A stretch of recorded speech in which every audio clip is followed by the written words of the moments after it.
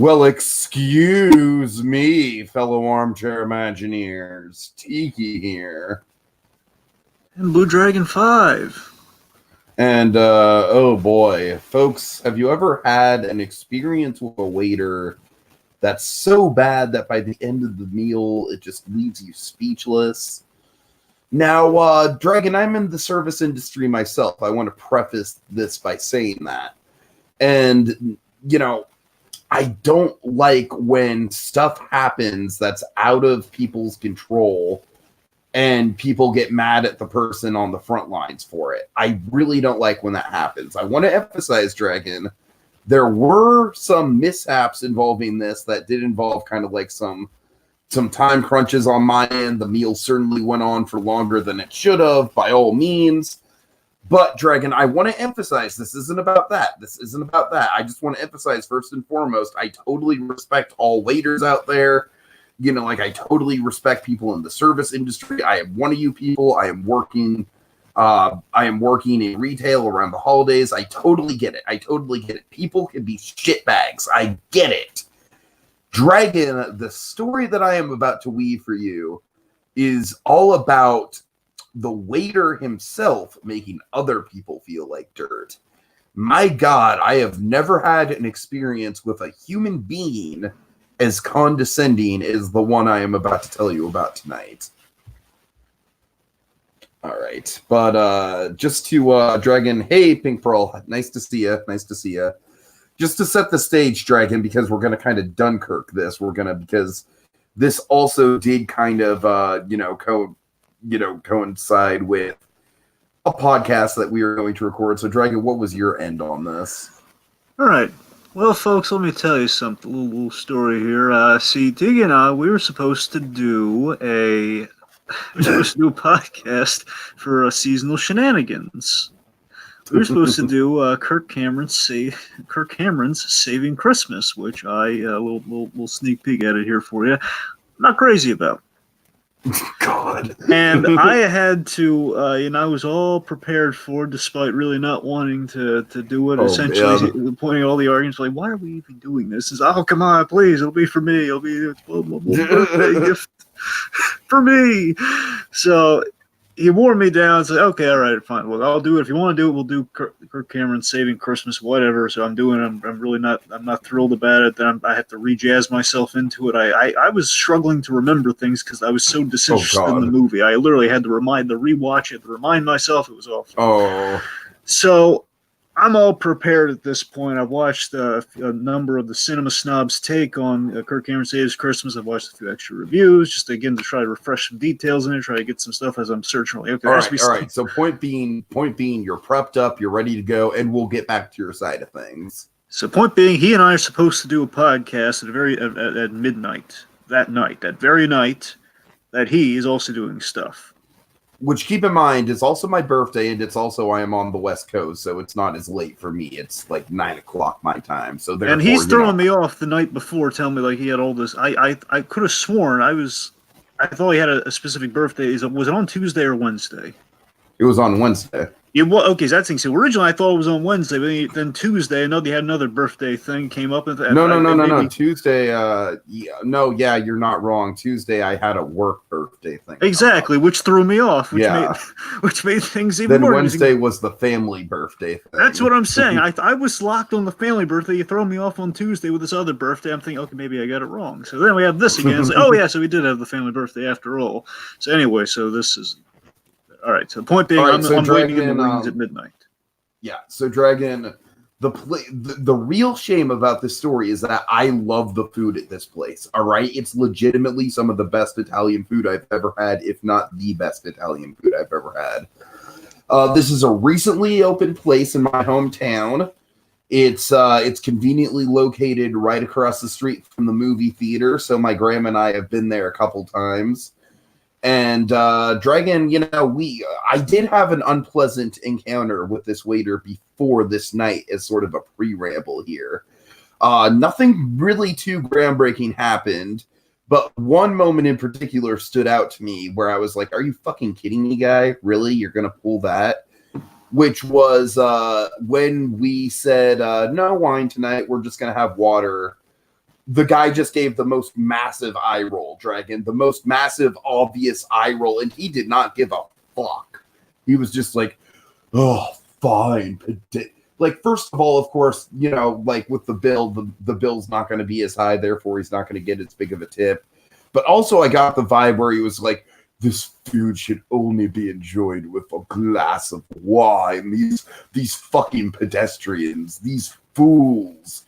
So Dragon, right off the bat with the body language of this guy, really just speaking volumes of like, this guy just really is just not pleasant. Didn't ruin our meal or anything, but it was, was not a good note to start out on.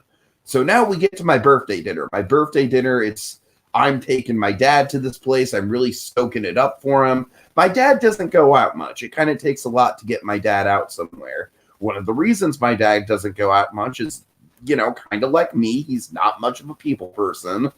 So, Dragon, this is the part of the story that just gets me pissed, is the fact that this waiter essentially pretty much went out of his way to inadvertently ruin my dad and I's night. It was just, it was not cool in the slightest.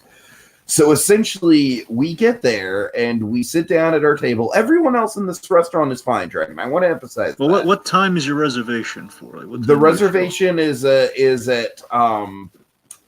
it's at 10:30 your time, so 7:30 my time. So right. I figured, an hour and a half, and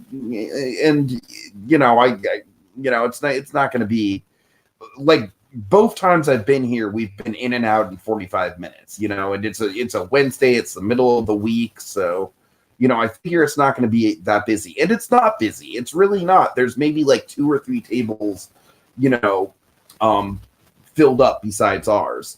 The rest of the staff is totally fine. There's this like really pleasant old Italian guy that I assume is a waiter that kind of comes around, is like, hey, how is your meal? He's very old fashioned Italian gentleman. I like that guy. I like the busboy. The busboy was very polite, very courteous. I like the guy that sat us. I just did not fucking like the waiter at all. So first of all, when we sit down, the waiter is bringing food to the table next to us, Dragon, and basically, I didn't get the exact details down, but. Basically, there was something wrong with the food. And Dragon, if you're in the service industry, what would your reaction be if someone tells you that there's something wrong with their order? Just let's role play a little bit.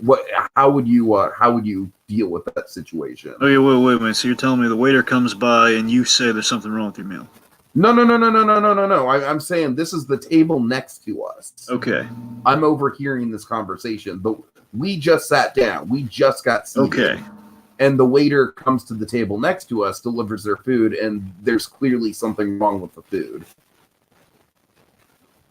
What would if you worked in the service industry and that situation came up, what would your go-to response be? So basically, the neighboring table, they say, "Oh man, what they're said this is not what I ordered. Something's off here," and you would ask what the waiter's response should be.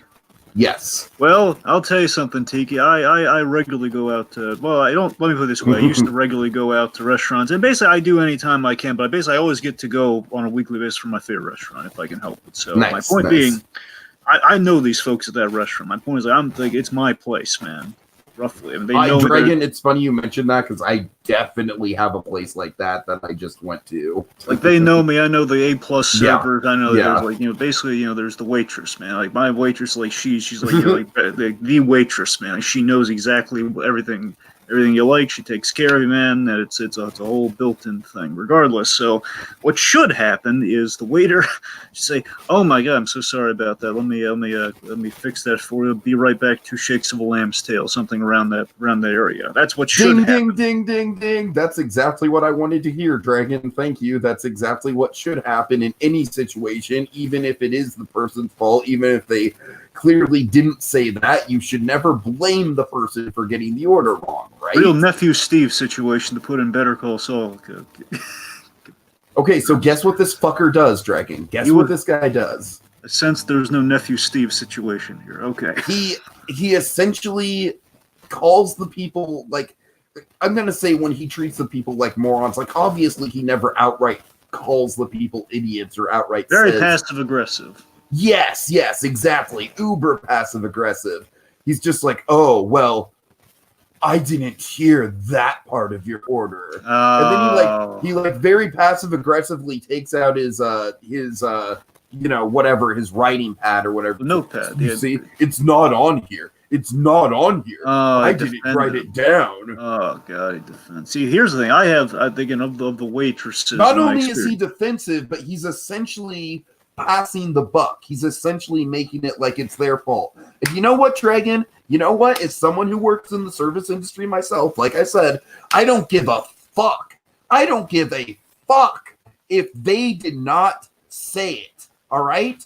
You do not outright say that they're wrong. It's the inalienable law that the customer is always right, no matter what. And also, again, what should happen there, and the closest thing you can get to that, basically the way you can toe the line on that, because again, some of the more playful waitresses, what happens is... And I want to just emphasize, these women were not being rude about the situation at all. They were not calling the guy out. They were just like, there's something that is on my dish that shouldn't be on my dish. And they were very politely calling it out. You know, it wasn't like they were jumping on the guy or anything. And again, in my experience, what will happen sometimes, you have like a familiar waitress, again, a different one, you'll have like one who just sits in, oh yeah, I didn't get that, and they'll have like a fun little anecdote, oh yeah, I didn't get that, sorry, it's not on there, yeah, I'm going to take care of you though. It's like, you're going to have that attitude, right? It's going to be a more positive version. You didn't get that at all. You got the more like, well, look at this, it's not on there at all, what do you expect me to do, man? Fine, my jaw dropped. I was like, oh boy. Oh boy. And it was the same guy, keep in mind, it's the same guy that I didn't have a good first impression of because of the whole like rolling his eyes and us daring to not order wine with our meal the last time I was here.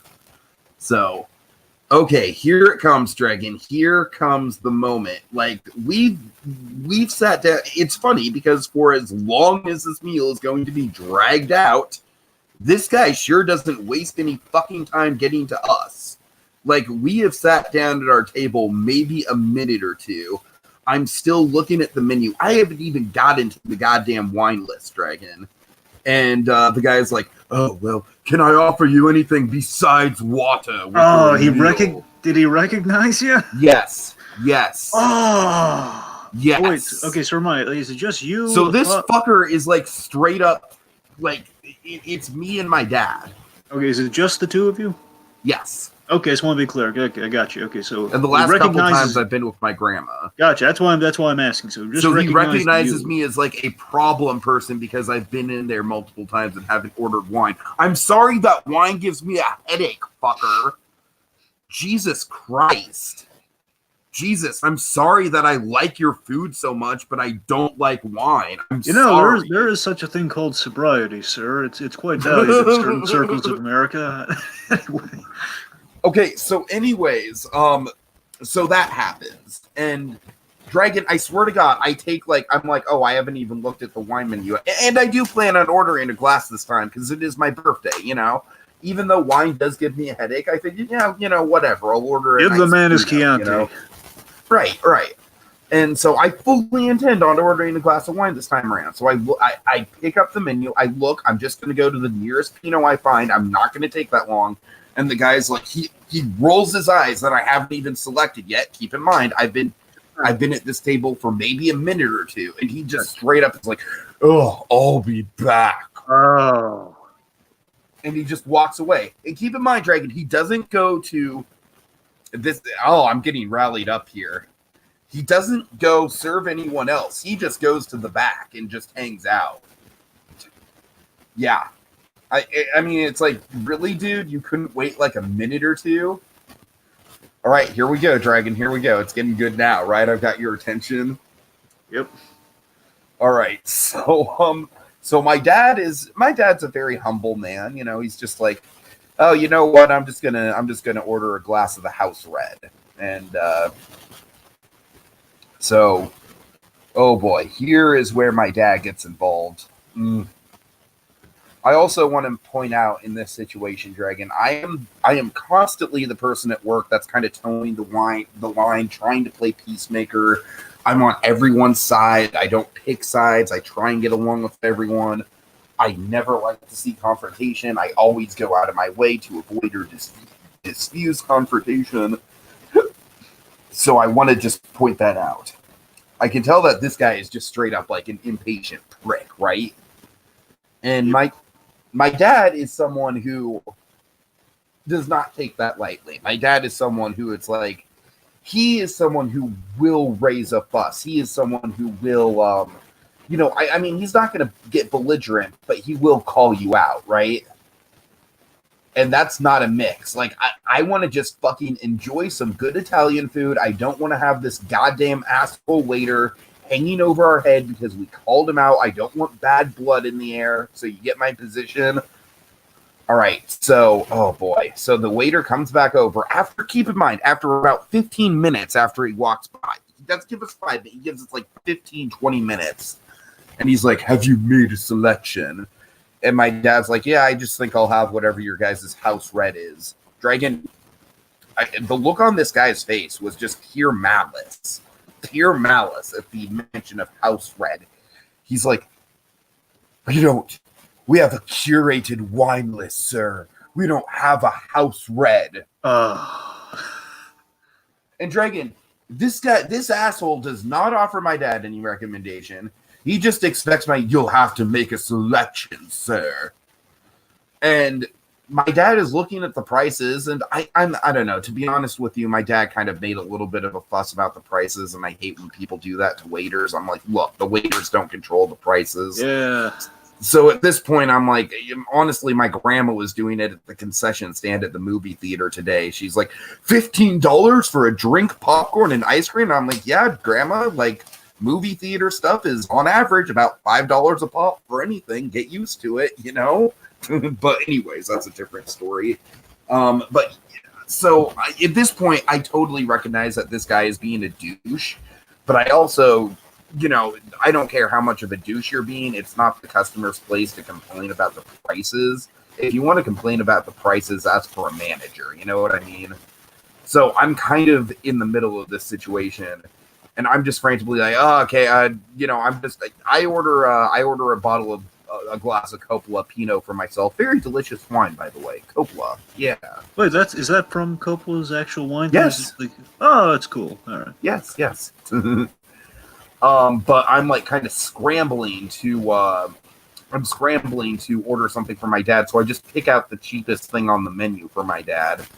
It's $9. And honestly, at this point, Dad, $9 is about the cheapest glass of wine you're going to find anywhere, really. I mean, I had a house wine for $6 tonight for dinner, but it wasn't great, if I'm being honest with you, So if you want a good glass of wine, $9 is honestly pretty reasonable. And my dad was kind of like, I'm not going to pay $9 for a glass of wine. So a little bit of blame is on my dad's side here, too. But like I said, it is more, my dad kind of said after the fact, it was less about the $9 and more the fact, like, look, I'm not going to order a glass of wine from this asshole who treated me like a pedestrian for assuming they have a house wine. You know what I mean? It's kind of the principle of the situation. So my dad just ends up ordering a beer. Like I said, I order a Coppola. And Dragon, we end up waiting 45 minutes to get served our beverages. Keep in mind, he has not even taken our orders for the food yet. I mean, I don't even, like, with the food took a while, but I kind of expected that because it is, like, slow-cooked, fine Italian food. You know what I mean? It's like I'm expecting a little bit of wait with the food. The drinks are a different story. It's in glass of wine and a beer. Doesn't take 45 minutes to get that, dude. I don't care if my dad was a little bit testy about the prices. You don't just sit and make us wait and not take our order for the food. Was it busy inside the place? No. That's the final insult right there. That's the Dragon, I swear to God, it was like there was me, there was the table that the guy was like, yeah. I didn't write it down. And then there was one other table, and then maybe there was like a couple tables that were being served by someone else in the back. Gotcha. That was it. That was the entirety of the crowd in the restaurant. Count them on one hand. Exactly. Speaking of which, I'm glad you mentioned other people in the restaurant, because I was also observing this dude being a douche to other people. This guy essentially yelled at an elderly person for not speaking up enough. Wait, the same guy? No, yeah, the same guy. Man, this guy gets around, but not to He your did, table. right? And honestly, when I pointed that out to my dad, he kind of calmed down a little bit, because my dad was, he felt personally insulted by the whole thing. But I was like, Dad, it's not you. This guy is just a douche in general. It's like, so no, basically what I was overhearing was like, it's just like a little, like a fucking, like the most goddamn stereotypical. It's like fucking Grandma SpongeBob, right? It's like that stereotypical of a kindly little old lady, right? Like just have the like a regular Marion just, Ross. I got you, Marion Ross. Yeah. And she's just a kindly, like very, very soft-spoken, like, you help me cross the street, young man. You get the picture. Now we're bridging the Southwest Airline territory with the old ladies now entering the fray. I hope you realize this. This freaking douche McNugget has the nerve to be very condescendingly like, I can't hear you, and very loudly, I might add, like in front of the whole restaurant. Not like, could you please speak up, ma'am? Not like, I'm sorry, what was that? No, just like straight up like, I can't hear you, as if, again, passing the blame that it's her fault that she's a little old lady who's very soft-spoken. Ooh, this guy's a douche.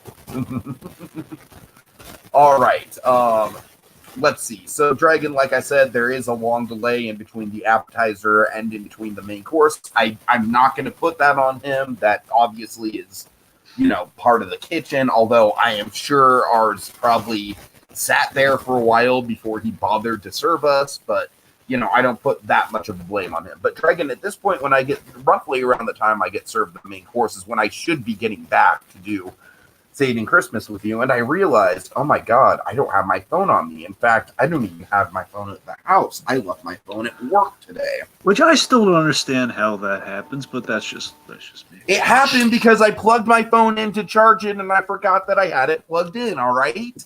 Sue me. But you charge it the night before, little mister. That's the way it's done. Okay, there's a thing called work not being very busy and you draining the battery watching Netflix, all right? All right. Okay, anyways, point being, I am scrambling because I have no way to get a hold of you, and I am for sure going to be like at least an hour late at this point, like maybe 45 minutes if I'm lucky. And, Dragon, what's the experience like on your end? Okay, so my understanding before I was reminded of like, oh yeah, the dinner was tonight. I was initially thinking, okay, he's doing this silly Survivor thing, which is for noble reasons, but it's still a Survivor thing. I'm thinking ordinarily Tiki watches Survivor for interpersonal reasons, not just like the same. He's watching Survivor, which sounds like I watch Survivor when it airs because my grandparents are very big Survivor fans. It's one of the few things I bond with them on a fundamental level over. But that's the thing. If I go into the whole thing, it's like it's a bonding thing, which again is valid. But if you just say he's watching Survivor, it just sounds like the dumbest. Okay, Tiki, you might want to adjust your mic a little bit while I'm going through my half of this, my portion of this here. Okay. I'll try. So. Anyway, so I'm assuming he's in the middle of Survivor before the fact and their thing. Point being with Survivor Factor, and it's always like that's why we're starting at midnight on a Wednesday ordinarily. So I forget the whole birthday thing is going on at this point. So I'm there at 12. Now Tiki specifically worded it that okay, we're going to start a few minutes after 12 because Tiki's rarely ever on time. and beyond that, because I'm there at midnight. I think I've been generally getting better, like on average. You've been getting better, but still, by the same time, you've told me, oh yeah, my time for some reason my clock's always wrong, so I'm always a few minutes late. You don't factor that into like, okay, I'm going to show up, I'm going to feel a few minutes early, so I would actually be on. It doesn't matter. My boys are getting on. The point is, so factoring that in, along with he says we're going to start a little after 12, which I'm prepared for. Okay, a little after 12, and I have to interpret what a little after 12 means. Because I'm thinking, okay, it's a little after 12, like 12:15. Okay, so I'm waiting there. Okay, I'm waiting. And then 43 minutes go by. And I'm starting to, okay, now I have to figure out what's going on here. I respond with a message like, hey, what gives? A little nudge, like, is my worst case scenario is like, oh god, he might be, I hope he's not sleeping on the job. I hope something hasn't happened like that. I hope it's not. Hope it's not like something something is just kind of like delayed here. My read on like a little after 12 has just completely been way off. Okay, and on that note, 45 minutes, you send that note, and I am just leaving the restaurant probably about 45 minutes after I get my food. So, the timeline pretty much syncs up there. Yeah. But,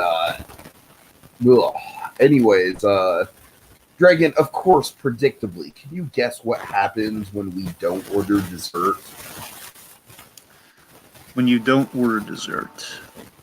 As in, like, you guys didn't order dessert, like he was supposed to come by and ask you for your dessert. No, as in he asks, like, would you like some dessert, and we don't order it. I can't even wager a guess, didn't you? Well, I mean, of course, just the same thing that happened when I don't order wine. He just gives a big eye roll because that means that's going to take a percentage out of his tip. Yes. Okay, now I got you. Right. And Dragon, at this point, I'm just kind of rushing to get home. I don't even know if we'll have time to do the Kirk Cameron podcast at this point, but I really want to get home. So I save about half my food. And Dragon, I have a quote here. I have a quote that's just going to end everything off, all right? It's just a quote of all quotes, all right? You ready? Yeah. I swear to God, this is an actual quote, Dragon. All right. This cuisine is pointless reheated, but you're the boss. Oh. So, yep. Wait, so you took some stuff you boxed some stuff to go, essentially. And he was condescending about that. Okay, you had the Curb Your Enthusiasm waiter.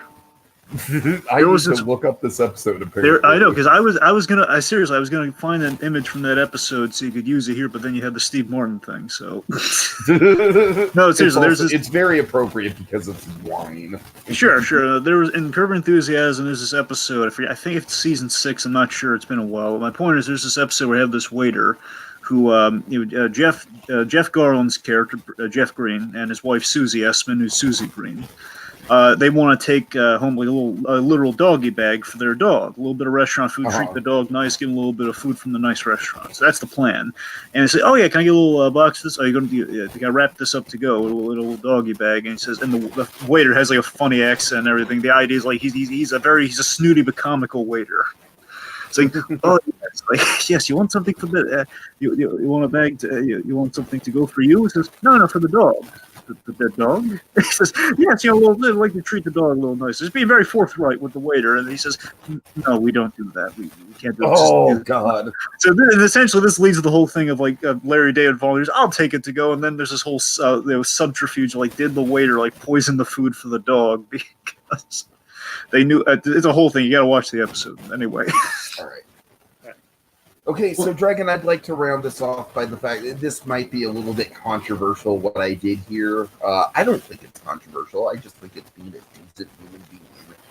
A lot of people in this situation would give this guy a shit tip or no tip, right? Yep. Now, I did not give this guy a big tip. I looked at my calculator, and I calculated exactly 15% of the bill. But you're darn tootin', I didn't give him any more than the bare minimum in my mind. And Dragon, I am a good tipper. I will never walk away and not tip someone. I once had an experience where I legitimately was almost fucking crushed that I had a really good meal and only had $5 in my wallet, and I was, I genuinely apologized, and the waitress was really nice about it. So I'm a good tipper, right? So I would like to say that I walked away the bigger man because I gave the guy the tip, even though he didn't really deserve it. I tip good when I'm at the restaurant, when I'm eating in. But if I'm doing carryout, sometimes I will vindictively not tip. As in, if they've screwed things around with me in the to-go orders, as in when I ask for extra something, they don't give me extra something, I will not tip the next time I go in there to prove a point. You know what? I guess I forgot. Oh God. I don't say that to him, mind you. It's just but do you think I was in the right in this situation, or do you think I should have at least given him a less tip? Wait, so in India, so what did you do? Did you not tip, or did you go for? I went for a bare minimum 15%. Look, you're absolutely, you were more than generous in that one. I'm saying if that guy gave you that much guff, I personally, I mean, at the end of the day, I'm more like, it's like gun to your head morality. It's like I gotta meet the minimum percentage of the tip. I gotta do the thing. I mean, I don't want to do that. I'm probably gonna end up. I should have at least lowered it to 10%, maybe. Me, I would have. My heart of hearts, I would have given like half of what the actual like the bare minimum was after that service. I would have wanted to do that, but they like no, I wouldn't have the guts to do it. I would have I get the bare minimum. And like I said, Drake, I want to emphasize the actual food at this place is amazing, and I genuinely do not want to have bad blood. But by the same token, this guy was so unpleasant that I think if I went there again, I would not feel bad just straight up asking for another server in front of him. You know what I would say? I would say loud and proud, especially if it's a crowd full of people. It says, yes, hello, and I saw that guy there. And after what if I would have had your experience, I would have said, excuse me, ma'am, like this, whoever the lady who's seating me, whoever is seating me as in a hostess area. It's like, yes, I will take anyone but that guy right there. He's a terrible waiter, everybody. Listen, man. Terrible waiter. I'll take anyone but him, please. All right. And on that note, Dragon, any final thoughts about this endeavor? Oh, wait, and then finally I went back to my house, and lo and behold, my internet was out, so I couldn't even email you. What a great end to the night. So, my half of that part. So, I'm factoring that we have like a 30 to 40 minute window, and there's a certain point where we cannot podcast. And so, after we last checked in, so again, we're supposed to go at 12 or a little after 12, let's say 12:15, roughly. And I sent you a message like right before I left, kind of like, about a certain thing with the Kurt Hammer thing. Yeah, essentially that prepped me for like, something along the lines of dinner and like 12 o'clock. I forget something. The point being I was still under the impression we were starting when we agreed to start, which is a little after 12.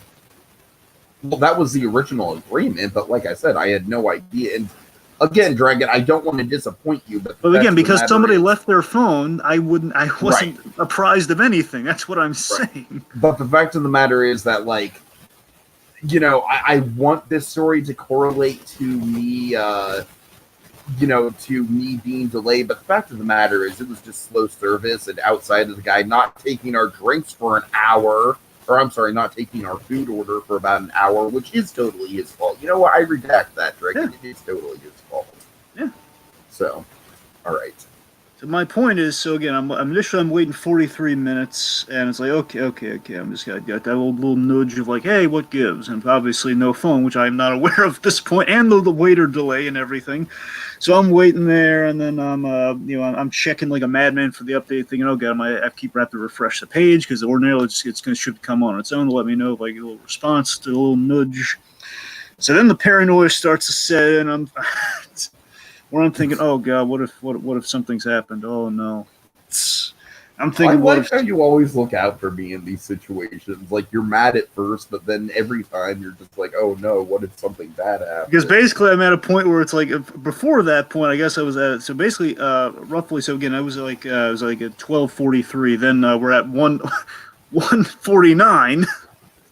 Where I want to send a really pointed response of, oh, you're making me wait again. He famously makes me wait a lot of the time. He used to really badly. He's gotten better at it. He used to make me wait for ages. I'm saying I would be waiting up till 4 a.m. for this man to give me a response because I would think something bad would happen to him or something. He's like, I would not hear anything. I wouldn't hear until the next day. This would happen. And I'm thinking, yep, slipped right back into the old habit. Did it again. He did it again. And of course, I want to send like a really pointed response, but I'm thinking like, God, I can't. I don't want to. Again, it may or may not have been his birthday today. After again, I don't know. It's officially the birthday dinner. I'm thinking, okay, there's that to factor in, but then something terrible has happened. I don't know if it's incompetence. I don't know if he's fallen asleep again. I don't know. It's stupid narcolepsy. Regardless, so I'm thinking, okay. I don't know what's happening. So I type a little neutral here. It says, I'm not happy, Bob. Not happy.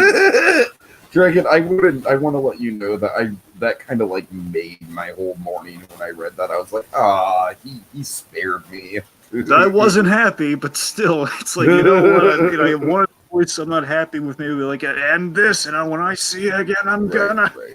But you know, it's Point being, that's where we're at. So I figure like at 149. Usually I would wait up longer than that, but at this point in time, after all the times he's done it to me, I figure, you know what? It's obviously our little window is like if he by some miracle show up at 140, we possibly could have done it. If like 130, absolutely. So I'm checking like especially at 130, and I'm giving it time. I was like, okay, I'm just gonna say I'm not happy. I'm gonna assume he's not gonna get back to me, which he didn't. I find out the next day, oh yeah, I somehow left my phone at work. Which, like I said, I don't think it's entirely uncommon for people to charge. You always do the pocket check. I don't see how hard that is. You always do the pocket check before you leave work. Anyway, regardless, so I find out all this stuff. He's teasing up this waiter story, and here we are.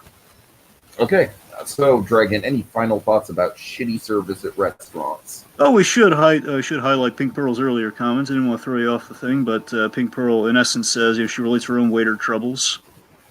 Right, which seem a little personal, which is why I don't sure them on air. But I'm just saying, you Pink Pearl, we acknowledge waiter troubles, man. You preach, brother. You preach. System. But I will share this. I would not give him a tip at all. I would have recorded it, sent it to the manager, and asked if he be retrained. Yeah, Pink Pearl, I would never not give a tip. I can't. That's not it. I don't. I would love to make a point, but I don't. But I do regret giving him like the bare minimum. I mean, I really do think Dragon, at the very least, I think 10% would have been more than fair given the circumstances, and I gave him more than that. So, but no, as for the recording, I mean, honestly, Dragon, the next time I go in here, I actually talked to my boss about this, who's a fellow foodie. And I actually kind of asked her, like, is this a thing that people do at restaurants, Carmina? And she was like, no, oh my God, no. Because she's been to way more classy restaurants than I have, right? Like, she's a real foodie. But anyways, my boss was essentially like, you should give them one more shot because the food's really good. And so, Dragon, the next time I go back there, and Pink Pearl as well, I am going to maybe see about doing some guerrilla filming of this dude. Because that would be the one thing that would actually entice me to bear through having him as a server at a table, is just that chance to do, even if it's just audio, even if I'm just recording audio. Sure. So, all right. Any final points to make here, Dragon? No. I know we went a little too long on this. I apologize for that. I know we're on a budget for time here. All right. No, I think we're all good. Okay. Well, thanks to Pink Pearl for joining us. She's the one that kind of really requested that we do this in the first place. Dragon, who knows? Maybe we'll do more story times in the future if this one goes over well. All right, folks, and keep in mind, this is pretty much like outside of Trip Reports. This is pretty much the first like story time video that we've ever done. So, Dragon, we're breaking new ground. All right, by doing what every other YouTuber is doing, in bad service. All right, thanks for joining us, folks. Have a good night. Where's the good one? That wine choice is pedestrian. We don't have a house wine.